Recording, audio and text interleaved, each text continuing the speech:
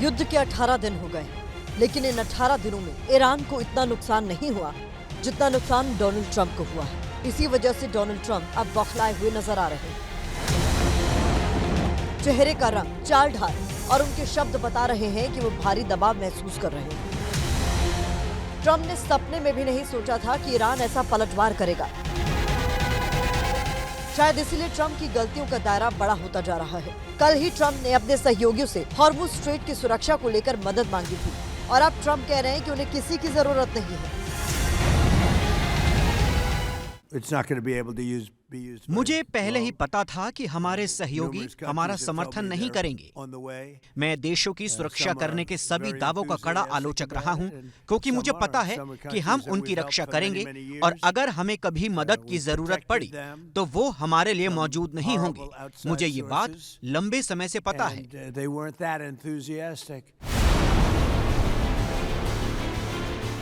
जंग के पहले ही दिन अमेरिका ने खामेनेई को मौत की घाट उतार दिया था। अमेरिका ने सोचा था कि आधा काम हो चुका है, लेकिन ईरान के अटैक ने ट्रंप के सारे अरमानों पर पानी फेर दिया।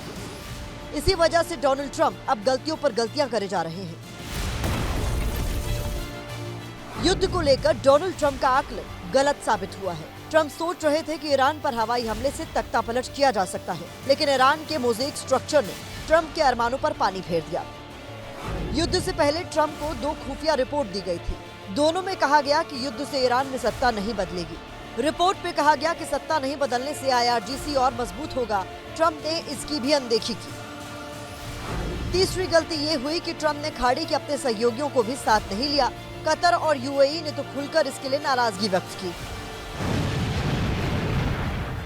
ट्रंप एक ऐसे व्यक्ति हैं जो न राजनीतिज्ञ हैं न कूटनीतिज्ञ हैं, वो सिर्फ एक बिजनेसमैन है और वो भी एक मीडियोकर बिजनेसमैन है और इसीलिए अब वो परेशान है। वो ज़िद्दी भी हैं इसके साथ, तो इसको कहते हैं कंगाली में आटा गीला। देर सवेर ईरान हारेगा, क्योंकि उसके पास उसकी सैनिक क्षमताओं को बढ़ाने की आपूर्ति की साधन नहीं है। अपने आप को सबसे कद्दावर दिखाते हुए डोनाल्ड ट्रंप कह रहे हैं कि ईरान बातचीत करने की कोशिश कर रहा है। ईरान सीज़फायर चाहता है, लेकिन ट्रंप के सीज़फायर पर ईरान ने भी फायर किया है। कल से ट्रंप खुद सीज़फायर का ऐलान करने की कोशिश कर रहे हैं। अगर दुश्मन जंग जीत जाता तो वो पूरी दुनिया से सीज़फायर के लिए बीच बचाव करने को नहीं कहता। युद्ध के बीच ट्रंप के बेतुके बयानों ने भी उनकी मुश्किलें बढ़ा दी हैं। ट्रंप ने मीडिया के सामने आकर यहां तक कह दिया था कि इसलिए हमले हो रहे हैं क्योंकि इसमें उनके सैनिकों को मजा आ रहा है। ट्रंप ने एक बार नहीं कई बार यह बयान दिया कि युद्ध खत्म होने वाला है, लेकिन अगले ही दिन ट्रंप ने युद्ध जारी रहने की बात कही। पल पल बदलते उनके बयानों की वजह से उनके सहयोगियों का भरोसा भी डगमगा गया।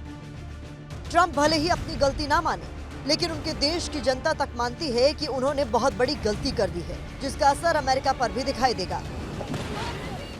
ट्रंप के खिलाफ वहाँ की जनता भी जा रही है। हल्ला हो रहा है कि 20,000 सैनिक भेजने हैं। कहाँ भेजेंगे आप? ईरान की धरती पे आप उतार नहीं सकते। आप ईरान की धरती पे उतारेंगे तो उसमें से कितने मरेंगे, कितना जिंदा बचेंगे, ये पता नहीं।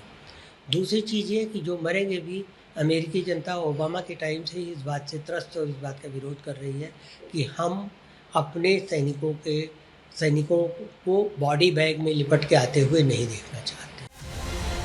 बार बार गलतियां करने के बावजूद ट्रंप इन्हें मानने को तैयार नहीं है। अब भी ट्रंप जीत का सपना देख रहे हैं और उनके इसी सपने को चकनाचूर करने के लिए मुज्तबा पूरा प्लान बनाए बैठे हैं।